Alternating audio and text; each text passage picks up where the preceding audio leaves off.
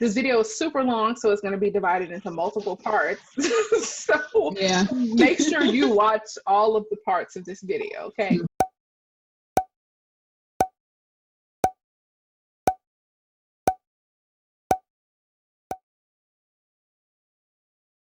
After that, their album is on the gospel charts at number 20. Yep. And now it is 1982, 6 years later.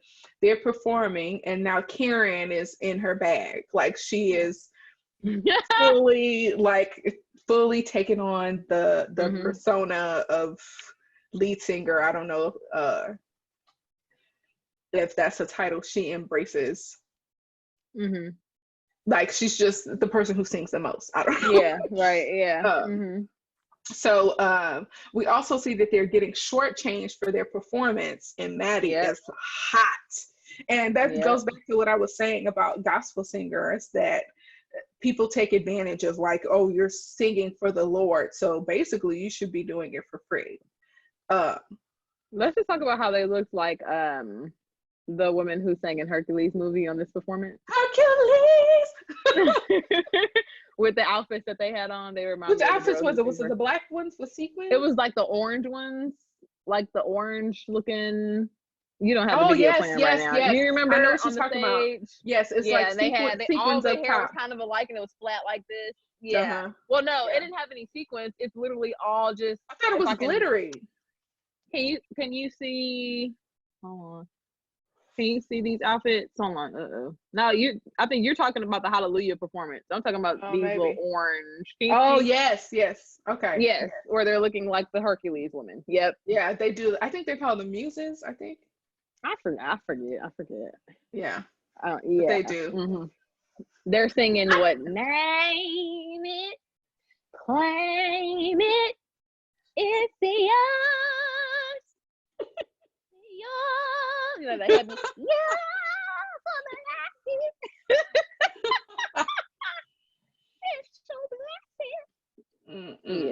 Yes. But Maddie was a pretty good manager.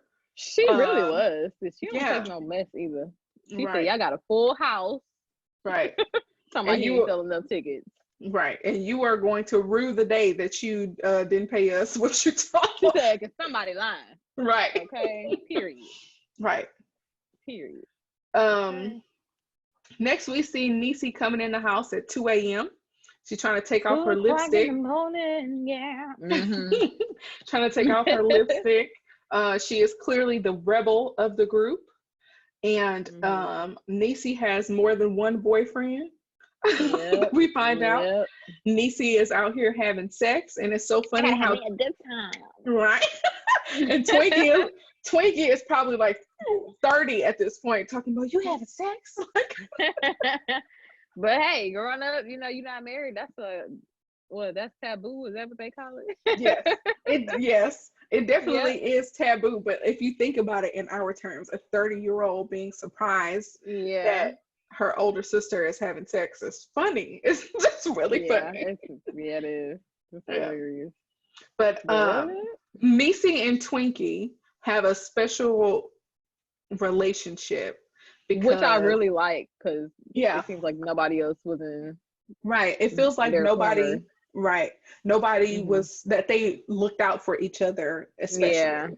And I think that they are both at opposite ends of like a spectrum of like, Niecy has the gall and the audacity to actually do the things that Twinkie does not have the gall and the audacity to do. I think it's because Twinkie is just, obviously she's playing for her mom, but obviously we're up underneath her mom all the time. So it's kind of just like she was scared to do the things she wanted to do that Denise wasn't scared to do. Right. And there could also be an element of jealousy there, maybe, because Maddie had a special relationship with Twinkie. And a little later on, we find out that Niecy does not have that same connection to their mother.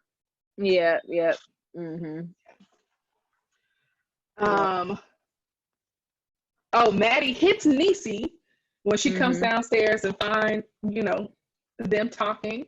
I feel like that is probably an accurate depiction.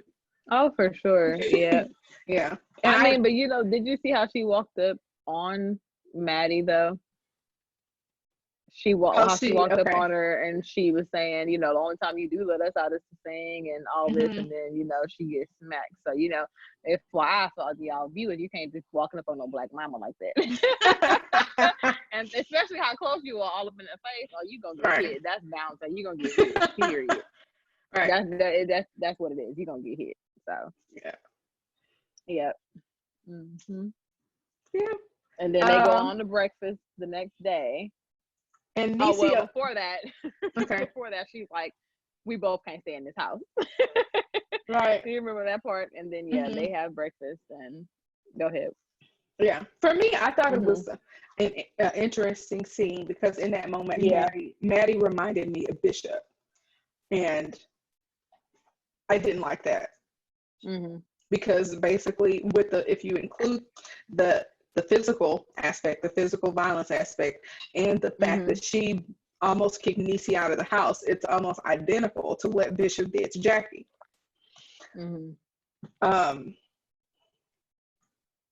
Which tells me that Maddie might have been abused as a child or grew up in an abusive household.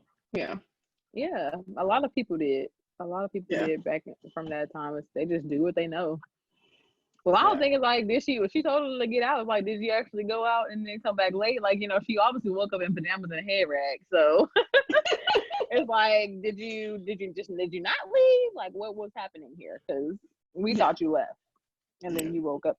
But then, you know, she goes on to tell Denise that, you know, even though like she can sing and everything, that wasn't her anointing or basically like her calling. And, you know, she's living one life and she's singing in the next. And that just can't be. Right. So I think there's a point, you know, about that is that her life has to match what she's singing about. Right. Yep. Yeah. Yeah.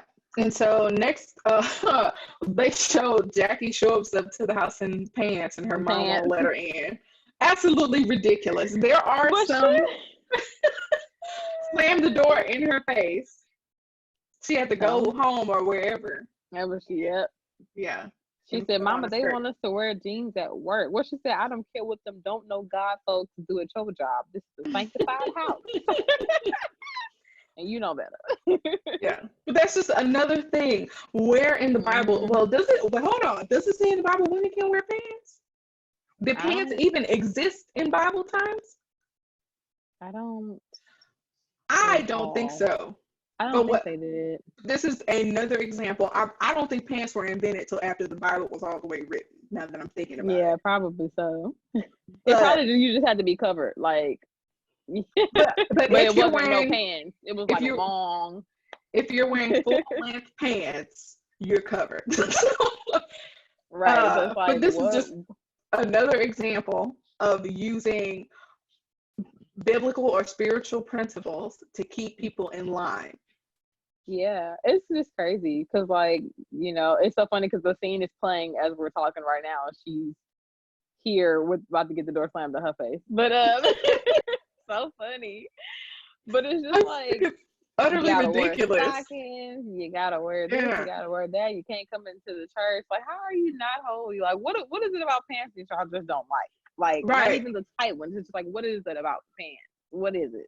Right. Because it doesn't make any sense. But then when she smelled her and she was like, if you're wearing pants, you're probably smoking reefer too.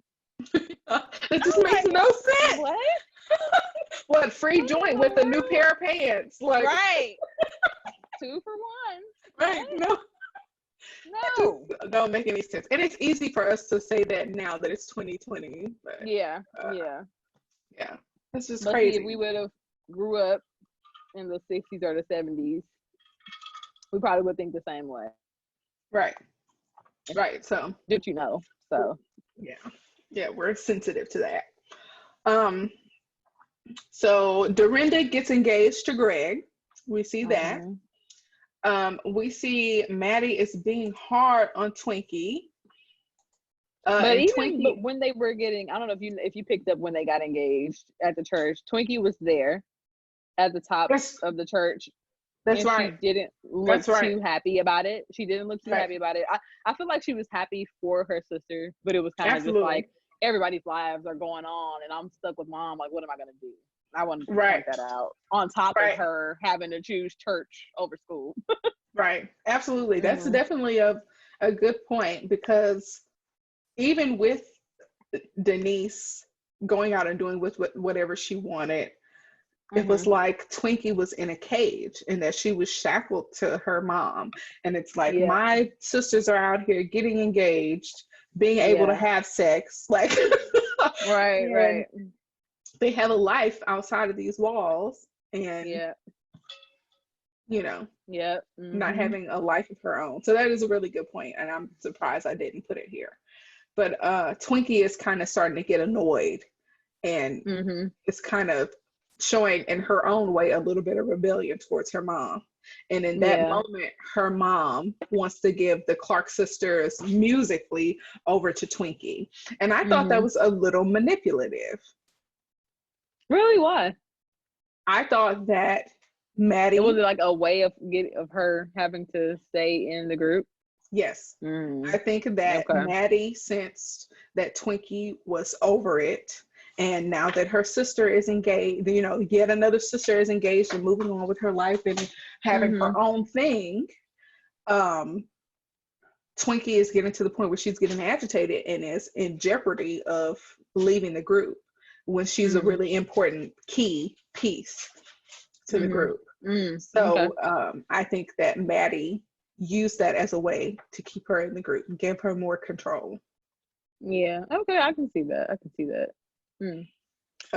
I was seeing it as a come to Jesus, like, because she didn't seem that she was resentful or rebellious when her mom gave her the control. She kind of was just like, do you really trust me? And Maddie's like, I'll trust you with my life. And it was kind of just like, like I thought it was like a sweet type of moment, but I could kind of see that point of view.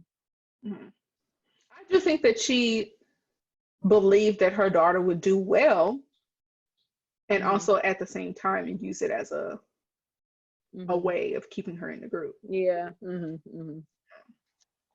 I thought it was interesting that she was saying, if you never play another song, if you never sing another song, you'll still be my heart beat. Right. Yeah. So now it's 1983. It looks like Twinkie is the person who hooked up Karen and her future husband. Drew. Drew, right. Yep. Once again, not having a life of her own, but helping somebody else. Just pointed that out. Now, some guy named Reza shows up for 10 seconds in the doggone movie. Apparently he works for some record company or is involved in something like that. He talks to Karen about creating a solo album. He thinks that she has the best voice and even proposes that she does R&B music. Yep. But then he says the exact same thing to Twinkie 10 seconds later. Yep. He's just dumb, like a little snake hiding in the dark. Right. And then we see Twinkie make a huge mistake. Girl, selling that. She trades her catalog for a Lincoln. A Lincoln. All the music that she wrote. Girl, that was stupid. Murder she wrote. Like, they're my songs. All she's thinking is about the things that she finally wants in life. She's like, I deserve a nice car. I want something nice for myself. She probably had Denise in her head, you know, like, I can finally do something for me. And she's not really seeing it as I'm giving up the rights to everything. She doesn't see that part, which is why Maddie go back crazy, because she was like, this is why I put you in charge of the music, but I'm in charge of the business. Right.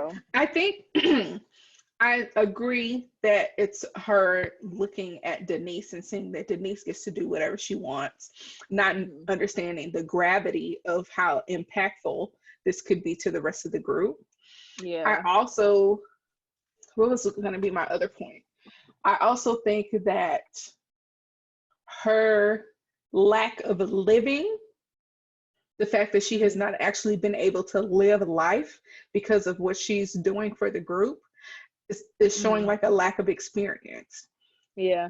Had she been out interacting with people, having relationships, you know, at least having boyfriends, she might have had the like common sense to know that this smooth talking music executive is talking me out of my future. Right. It's kind of like a kid who goes to private school their whole lives and they don't get to see the public real world, because from her being young to growing up, literally learned to play the organ at 9, probably earlier. So you've been playing for your mom, and only with your mom, traveling on the road your whole life, even up to college that you didn't get to go to. And all you know is that, which is another reason why she should just left it to her mom. But she saw a little pot of gold and went for that instead. Right. And I think that she thought that she was doing the right thing for her, and just really didn't know that at all. Right. You saw your future, your sister's future. Right. But one thing I did like is that, like we said before, Denise and Twinkie have a good relationship. So while everybody else was yelling at her because they were upset, and Jackie ain't leaving that nursing job for nothing, no matter what, because she's still a nurse now. Right. Because y'all gonna mess it up. Y'all ain't gonna. Exactly. She said she's gonna always have a paycheck. But Denise was there to comfort her, which I loved. I always loved that relationship. You need one person, and at least somebody in your corner. Right. So yeah. Yeah. So we find out Denise is pregnant. They are preparing. They are preparing. Yeah. 2 months pregnant. And they find out right before they're about to go on stage. And one of my favorite songs. One theme that I saw throughout the whole thing is that it felt like the sisters were a little selfish. They were going hard when they called her selfish at that point as well. Right. I was like, they were concerned about their music, but they was like, you up and you was out there busting it open, and now we can't be a group. You messed it up for everybody. Yeah, but if you think about it, like a lot of R&B people, anytime that they go on as a 3 or 4 or 5 people group, and people coming to pay to see the group, but one of y'all get pregnant, you're stopping our show. Like I think it would have been different had it been Jackie, or had Denise been married and got pregnant. I feel like the blower would have been. I mean, and I feel like they were already like at an odds with Denise anyway, because she always was the rebellious one. So if she had been a different sister and was married, it probably wouldn't have been such a big hoorah. But because it was Denise and she wasn't married, it was like, really? Right. For real right now. I agree that Denise getting pregnant put a damper on their future as a group, right? Because being pregnant out of wedlock is definitely something that Christians are against, or traditionally against. However, none of them asked, like, how is your pregnancy going? How are you doing? Like their immediate thought was, let me think about me and the Clark sisters and how this is going to impact us. And I thought they did something similar when Twinkie sold. I think that, and I see stuff. I see things in like 2 different ways. Like right now, I'm a sensitive person, so I see things both ways. It's like in the immediate reaction part, you're displaying anger and selfishness. But in my head, I'm thinking like, to see how close they all were, I'm like, hopefully after this scene, you know, they behind closed doors when they were at the house, they were like, what can we do to help, blah, blah, blah, blah. You know, like I would hope that that's the type of sisters that they were after they had gotten so furious right before they were supposed to go on stage. Right. And I add, it's just crazy how every scene we're talking about is like right on point with what is shown right now. Because right now, she's just told her mom just came in, so funny. I was expecting Maddie to flip.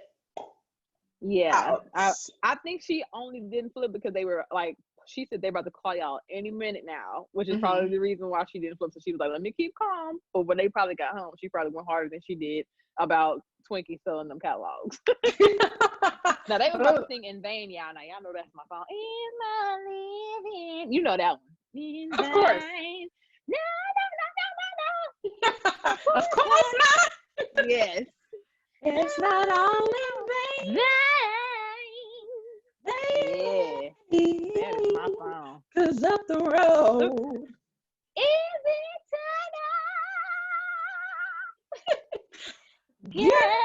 ring. Yeah. I don't know how that's going to come across on the recording because you can never get it timed just right. So we'll see how it goes. Yeah. But yeah, that's one of their more popular songs, and it's probably the point in the movie where I actually knew their songs from that point on. That point I just forward. feel like she could have waited till after that performance to say that, because regardless, first of all, you came to the performance with your dress on, you know, like you were going to perform, because when you see it, her mom's looking like this in the audience the whole time, and Denise is looking at her mom like, no, of course not. Like, I don't think so. So that's interesting you say that, because I was looking at their expressions. Obviously, Maddie was mad, of course, right? Mm-hmm. But in my experience, when I looked at the person who played Niecy, I saw conviction. And in her face, I saw her saying, I screwed up. And I messed this up. That's what I got from her. That's what I'm getting too. When I'm saying like she looks scared. Oh, okay.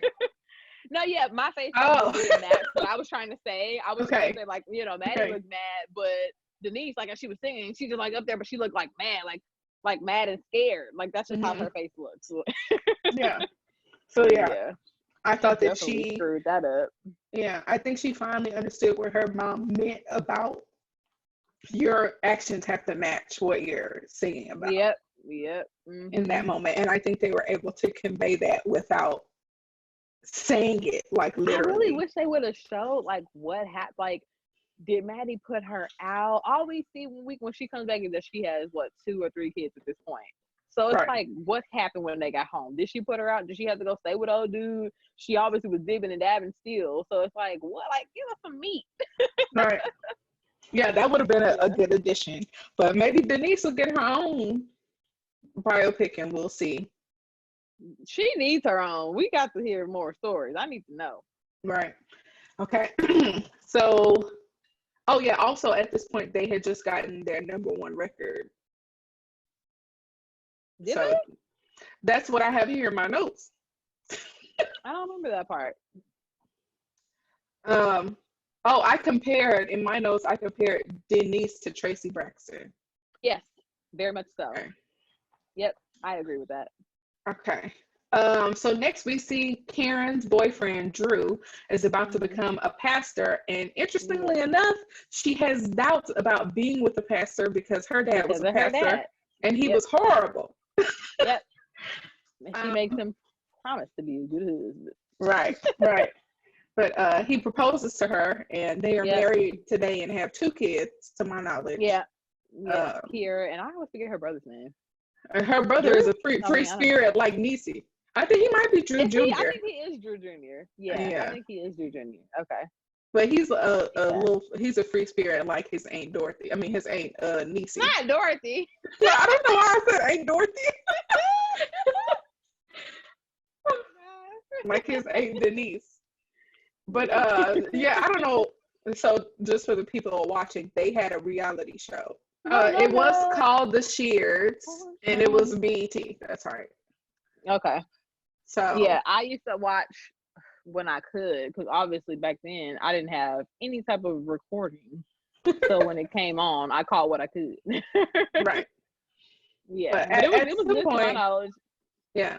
At some point, I went back and watched some episodes. It was years later, though. But But you can see the evolution from like Maddie Moss's days with her kids and how strict it was to the Clark sisters having their kids, and Kiki and Drew still in the church, but on that like young youth pastor side, modern, where like, you know, they got the tattoos, but then they're making the music, and it's like they are what the world knows now, kind of just like, you know, don't judge me type. We still love God, you know, but you don't love God? What's wrong with you? Right. That more hip-hop-ish gospel for you. Right. That relaxed Kojic. I wonder how the church was seeing them then. So yeah. Yeah. Okay. So they're more us. Right. Yeah. Right. So next we have Twinkie is playing Stevie's Master Blaster. First off, one of my favorite Stevie Wonder songs. Didn't know you would be jamming into the break of dawn.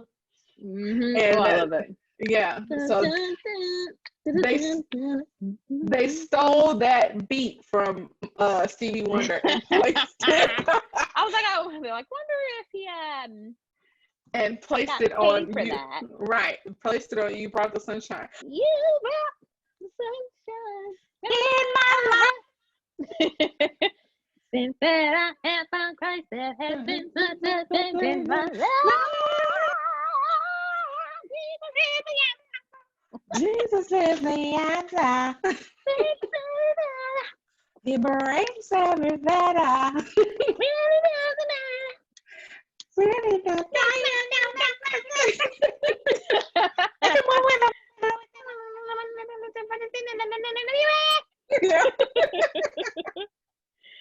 But they're all laughing. And well, first of all, telling Jackie not to snitch because they said, she tell Mama everything. Yeah, I thought they was trying to be slick by singing the song without the music. Without the music, of course. Right. Yep. And then, they laughing and Denise was like, she don't even know. Right. It's so interesting because certain people are considered pioneers of stuff. And the Clark sisters, in a way, were pioneers of using secular beats to sing gospel songs. Mm-hmm. It was a hit on the radio. Like, to see how happy they were to hear their song on the radio when they got on the bus. Yep, it was on an R&B station. Yeah. Yeah, awesome. You brought the sunshine. You brought the sunshine in my life.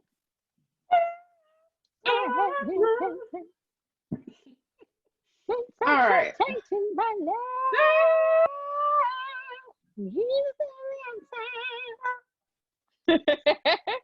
So they're touring all over now. They've really made it.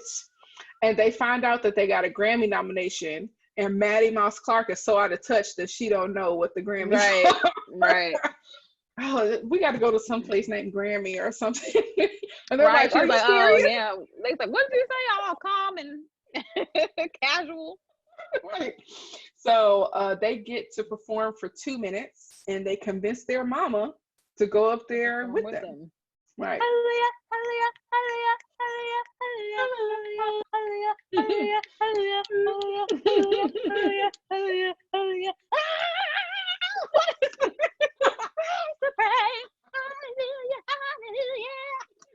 Okay, enough of that. That must have been like a really exciting moment for them in their career.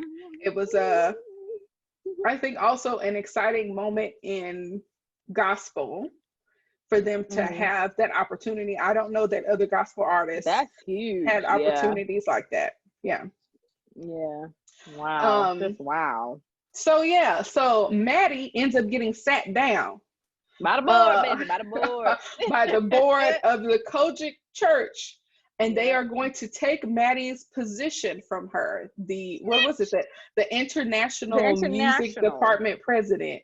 Yep. Position. They're going to snatch it from her because she was singing and dancing on secular stages. Mm-hmm. And this scene infuriated me. Same. I was ready to jump through the TV. Right. I just hate. I don't want it to. I don't want us to ignore the fact that gender plays a big role. Yep. In this. And that these men on the board were going to take her title as a woman because she was on a stage and, in her words, spreading the gospel to more people and doing it for the Lord, and just her really not understanding, why are you all doing this to me? And I think gender definitely plays a role in it. I'm glad that once the board brought her in and they said what they had to say to her and she walked away, I'm glad she turned around because I was like, that ain't the Maddie I thought it was gonna be. I was like, I know she about to call some ruckus, but I'm glad she said, this is about y'all trying to sit me down, shut me up, control me, trying to control me. And I'm glad she said that. Right. Don't play with Maddie. Period. Yeah, and they're saying that she's getting too big. Yeah, you're getting too big, Maddie. Right, and it's like, what are you talking about? Because as Maddie elevates her daughter, she elevates God. Yeah. Yep. And it did not come across to me that Maddie was ever elevating herself. Right. At all. Yeah, I didn't get that. Right. So I just felt like they were just trying to control her, like she said. Yep. Mm-hmm. And she told him off and she left, and she's like, this is about y'all trying to keep me in my place. Mm-hmm. And they use the old time Bible scripture, obedience is better than sacrifice. But anyways, they're at the next thing you know, they're at another performance, and Maddie decides not to go on stage with her daughters because she wants to keep her title. Do you think Maddie made the right choice? No.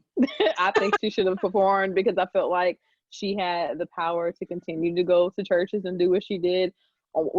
By her, I feel like she had already made a name for herself. She didn't need the church or the board for that title.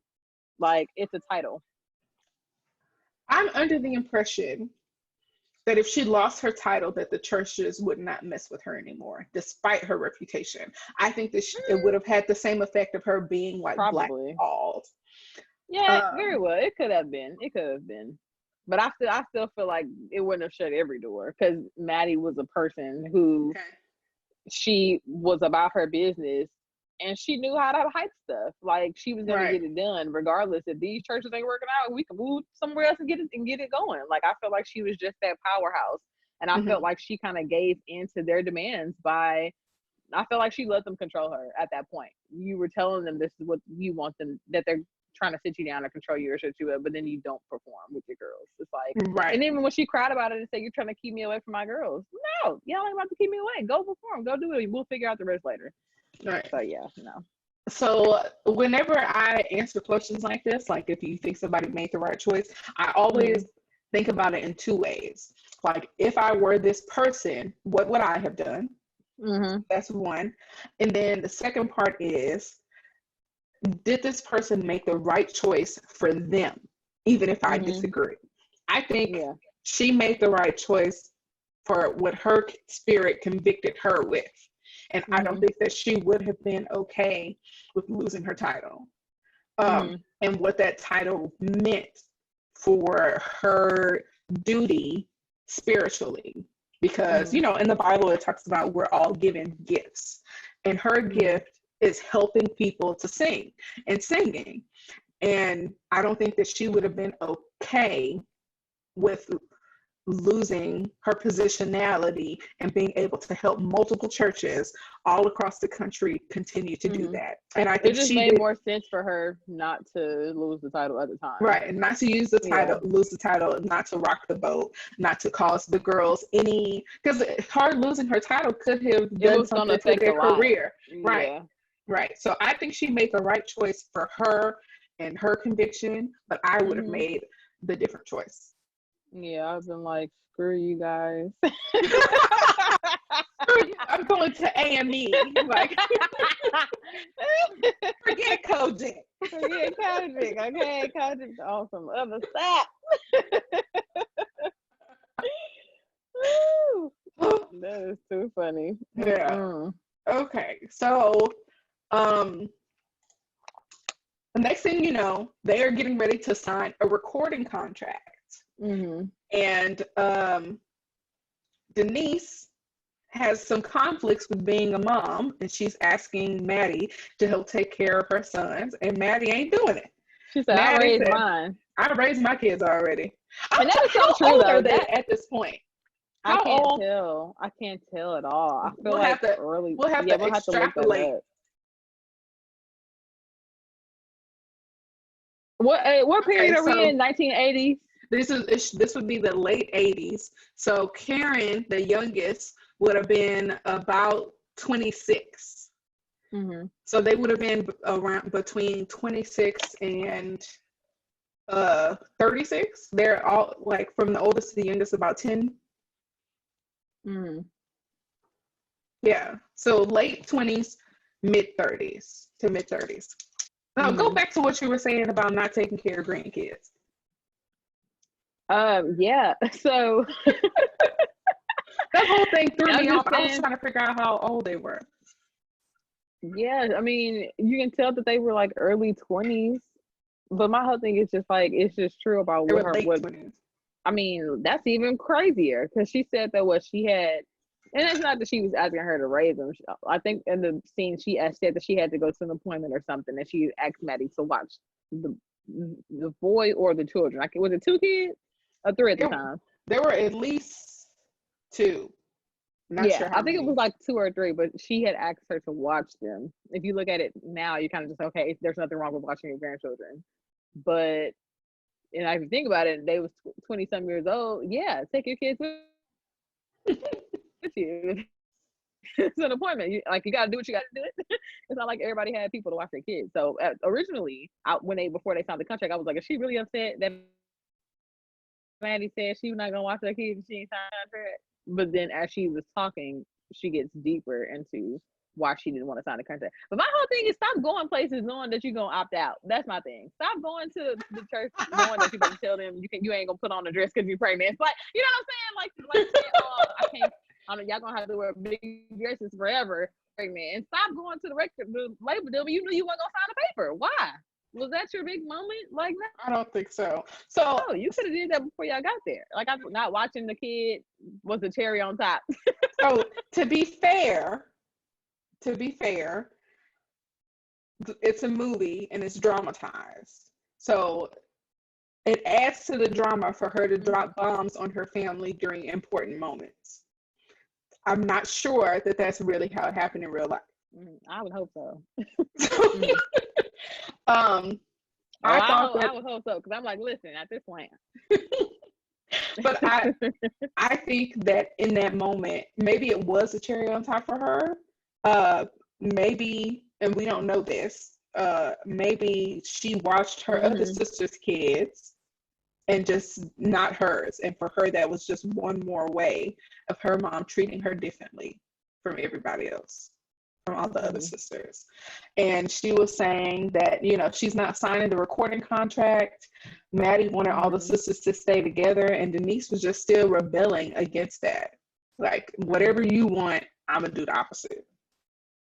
And Denise says that she got the scraps. She said, Maddie poured herself into Twinkie with the music. Maddie poured herself into Karen with the lead singing.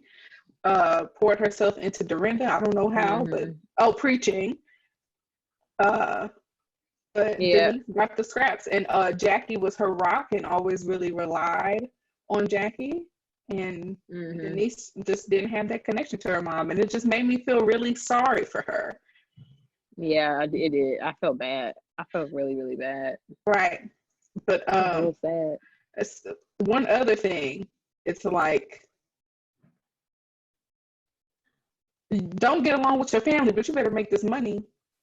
Exactly. And you know what's crazy? Like, when you watch Unsung and all these different shows that like show the backstory of like groups, even like New Edition, if you watch the movie, and it's like Bobby Brown, or it's always somebody who wants to be selfish, who doesn't want to just hurry up and finish the tours. It's always the one person in the group who feels that they just have to be selfish, and they kind of it's like, why wouldn't you want to get the money? And it's like, it's not even just affecting you, it's affecting everybody else. But at that point, it's like you do have to put yourself in people's shoes. For years, you feel like you're the one who's the wolf in the family. So, you have to take it from her point of view as well. She's always feeling like she's not welcome or she's not loved. And it very well could be from her actions, which is why I think that Dorinda made the very mean statement to say that she was hard to love, which some people in real life, they do make it sometimes. I've been around people who've made it hard for them to love just because of how their actions are. It's kind of just like, do you even want to be here? So we don't know how Denise was as a sister, which is why like sometimes it's like, well, who's the common denominator? So she could have very well been a problem. We see how rebellious she was. So it could have been other things that's like, she could have been acting like the sister that people were just like, dang, can you just get it right? But at the same time, she still wanted love. It was just hard for them to show it because of her actions. So I think that is right. I think that is twofold. I do think that Denise, I want to call her Dorothy so bad. I don't know why. Denise, Denise, as an adult, has to take responsibility for her actions. Nobody's holding a gun to her head and making her have all those kids. Yeah. However, Maddie Moss Clark made her that way. Maddie Moss Clark and the way her sisters have treated her have contributed. I'm not saying that they're fully responsible to the way that she is, the way that she is. And I feel like that they developed an attitude about her that didn't allow them to see past her acting out. Yeah. And really love her the way that she deserved to be loved. It was just like too much damage had been done already. Because even like when you hear the interviews of them now saying, obviously people want to know, they're like, you know, have y'all tried to reach out? And a lot of them say like, we have tried, you know, there's still love. We've always let her know like if she needs anything, blah, blah, blah. But it just feels like it's just been years of like just so much damage. And it feels like it's kind of like one of those things where they've probably throughout the years have tried to have the come to Jesus moments and stuff, probably like even after their mom passed, you know. Like the Braxtons. Like all Black families, really a lot of Black families. It's like they've tried to have the coming to Jesus, and it's just kind of like it just doesn't work because people are just too far gone. Too much damage has been done, and everybody still has that. That's their mean. Just can't get past. Like why? Right. Like we're grown now. Let it go. Yep. I think that there's responsibility on all sides, and I just really feel bad for Dorothy and wish Denise that she is her name. I called her Dorothy again. First of all, this girl has no respect. What is wrong? What is happening? I'm so sorry. I'm so sorry. Girl, I don't know why I want to call her Dorothy. You were just talking so passionately. You like I just feel so bad for Dorothy, and that is not that Jesus. I'm so sorry. I'm so sorry, Denise. I'm so sorry. So you know, also what I was thinking about is that Twinkie was telling, no, it wasn't Twinkie. I think it was Karen. I think it was Karen who was at the table and said, or maybe it was Jackie. I don't remember. But one of them was telling Denise, like, come on, sign the contract. Like, this deal is pretty good. You know, this is the best that we could get after Twinkie made that mistake with that catalog. Right. Think of how much more money they could have made had she not done that. Right. But she was like, these terms are pretty good. Like, let's go ahead and just sign it. But then it's like, also, Denise, you have 3 kids. You need to feed. Sign it. Right. But hey. Right. But it says something. Could have had money. So you can either chalk up Denise's decision to either, I'm so fed up with my family that the money does not matter. This is how much we are in discord and how much I don't want to be around these people, that the money is not even worth it. Yeah. When Maddie said, why do you hate me so much? Girl, I said, oh Lord. But then you know what? You can really tell I don't know if maybe Maddie and Denise, you know how sometimes when they say that kids and their parents don't get along, sometimes when they're too much alike. Maybe that has something to do with it. We probably just didn't see it. But then also, even I kind of got that vibe when Maddie told Twinkie, she talks to you. I know she talks to you. I can never get to her. I can never talk to her. I kind of got that vibe with that a little bit. That's possible. Yeah. But to be fair, because Denise is the oldest Clark sister, she has seen the most of the abuse from her father, and that could play a role too. Yeah, probably. Yeah, but you know, it's always the youngest ones are always kind of like free spirits, adventurous. But Karen is not. Karen's the youngest though. That's what you said. The youngest is always a free spirit. That's what you said. I meant to say the oldest. I'm sorry. I didn't mean to say the youngest. I was talking about Denise and meant to say the oldest, but I accidentally said the youngest. But yeah, the oldest ones are always kind of like adventurous. I think part of that is because for those of you who don't know, I'm the oldest of all of my siblings. And I think part of that is because once your younger siblings come along, you have to fend for yourself in a way that your younger siblings maybe don't. And you help out with them and you help teach them things, and it makes you a little more independent than some of your younger siblings. And so you're just trying to figure it out your own life too, because it's like you don't have anything, like you have the parents that are ahead of you, but you don't have any other things to follow to kind of like get your own life started.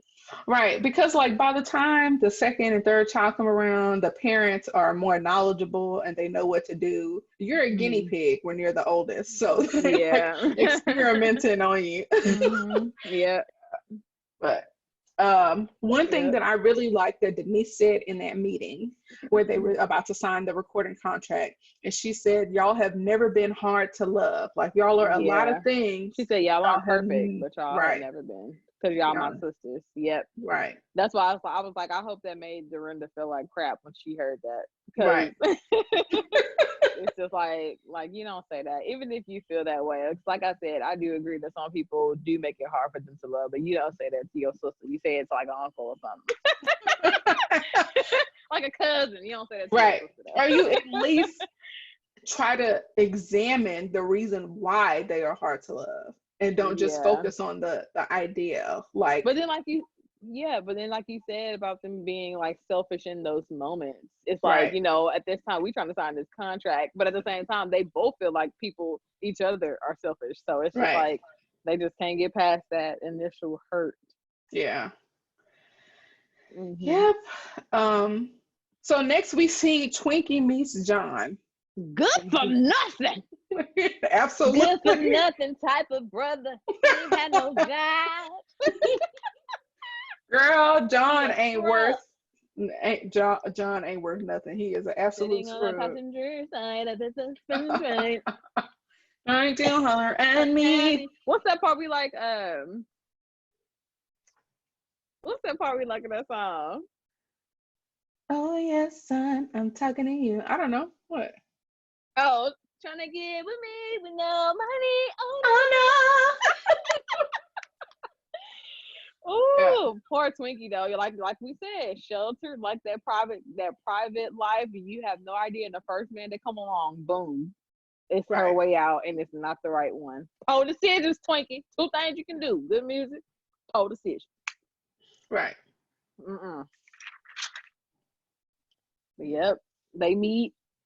And the stairwell. Oh, this is 1989. I don't know where they were. It looked like she was moving boxes or moving in or something. And they meet, and one of the things he says to her is, "Oh, I know who you are," which to me sounds like he was a predator. Preying on her. Yes, he was preying on her. And not prey. No. Like I can't. Like a prey. Preying. Yes. Like a predator. And it's 1989 and Twinkie is leaving. She has decided to leave the group. She's gonna move on with her life and her husband. And Maddie is pitching a fit. Twinkie is leaving the group so she can have something that's hers and feels like she is a crutch. For her mother, and her sisters, and is confident that they have their own talents and can be okay without her. And they really can't even be happy for her when she gets engaged. Once again, being selfish. Twinkie has sat there and watched all of them get engaged. And nobody can really be happy for her. And I like Denise and Twinkie, I just have so much sympathy for them. Because it feels like the other 3 sisters were okay. And this may also be another thing. Twinkie is the middle child. Which is interesting because middle children also have some things about them. Yeah. But it's just messed up. Maddie told her she shot a bullet through the family. Oh, I get married and I shoot a bullet through the family. Dorinda gets married and Karen gets married. That wasn't the point. That wasn't the problem. The problem was that she wanted to leave because, mind you, Jackie, Dorinda, and Karen were all married, but they weren't leaving to go to North Carolina. She said, and that's what Karen made the point. That was the point that Karen made. Karen said that we all got married, but we don't have to leave the group. And that was the problem. It wasn't the problem that she was married. Obviously, at the time, they couldn't feel happy for her in that moment. But that her getting married was never the problem. It was her just wanting to bounce, which is like the good for nothing, wanting to take her away and ostracize her from her family. I agree that there's two sides of it. I agree that it makes sense for him to want to take her away from her family because that is what predators do. Yeah, exactly. And he wanted her to be a cash cow when he mentioned that she was the most popular Clark sister and she should have some money. You wanted to take her away from her family, and he wanted her to ball out on you so you could be a house husband. Absolutely. And didn't have no money at all. Absolutely. But I also think that it is natural for women to get married and want to have a life somewhere else. People get married and move all the time. No, that part is fine as long as both of them are okay with it. Right. I think that if John was a good guy, and I still think her family would be mad that she was leaving the group. So for me, they didn't. I don't think they knew. Well, just from what the movie said, I don't think that they obviously. I feel like it was like very rushed. Yes, it was a very rushed decision. Mind you, they just signed the contract, so that means that she's breaking the contract because she's leaving the group. Now I wonder how far apart these things were.